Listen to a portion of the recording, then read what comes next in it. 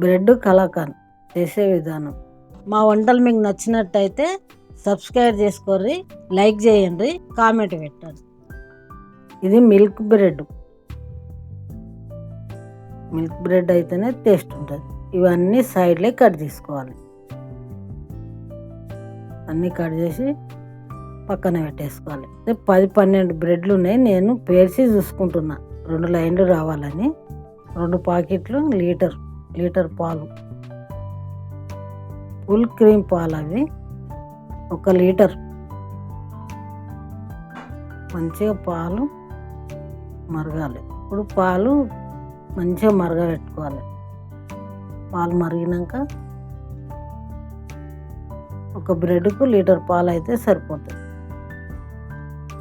సగం చేసుకోవాలంటే అర్ధ లీటర్ సరిపోతుంది. ఇప్పుడు ఒక చెంచాడు పాలు తీసుకొని అందులో కుంకుమ పువ్వు వేసుకోవాలి. వేసి కొంచెం కలుపుకోవాలి, ఎందుకంటే కలర్ కోసం.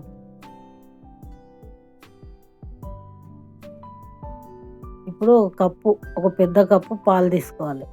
పెద్ద కప్పు పాలు వేడి తీసుకొని పక్కన పెట్టుకోవాలి.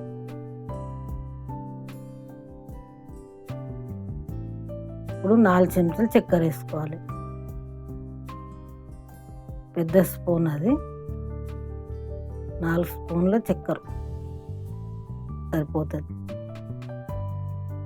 కావాలంటే ఎక్కువ కూడా వేసుకోవచ్చు మీరు. ఇప్పుడు 2 చెంచాల కోవాతో టేస్ట్ బాగుంటుంది, చిక్కగా అవుతాయి పాలు.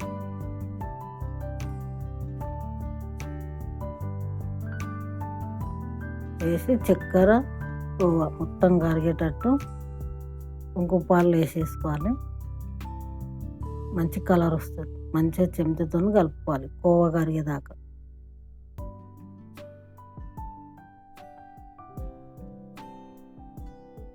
కోవా కరిగేదాకా ఉడికించుకోవాలి.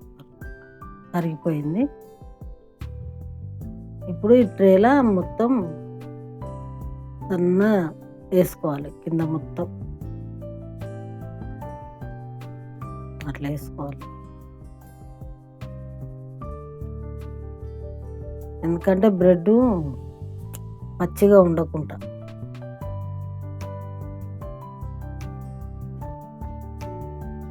ఇప్పుడు బ్రెడ్లు వేసుకోవాలి.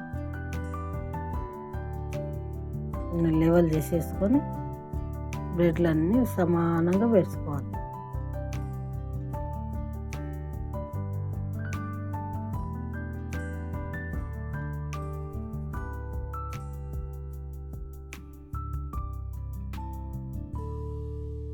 ఫస్ట్ 1 కప్పు పాలు తీసుకున్నాం కదా, అవి వేసుకొని దాని మీదకి వెళ్ళి ఇది వేసుకోవాలి. అట్లా వేయకపోతే, మామూలు పాలు వేయకపోతే లోపల పచ్చిగా ఉంటుంది.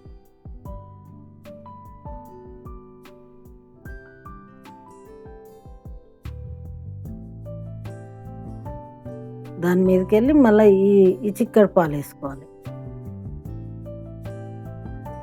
బ్రెడ్లు మొత్తం నానతాయి.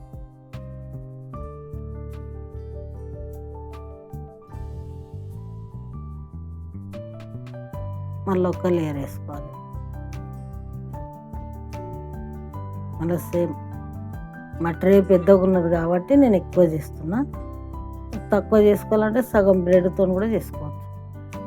మళ్ళీ ఇది మొత్తం వేసేసుకోవాలి. వేడిగా ఉన్నప్పుడే వేసేసుకోవాలి, పీల్చుకుంటాయి.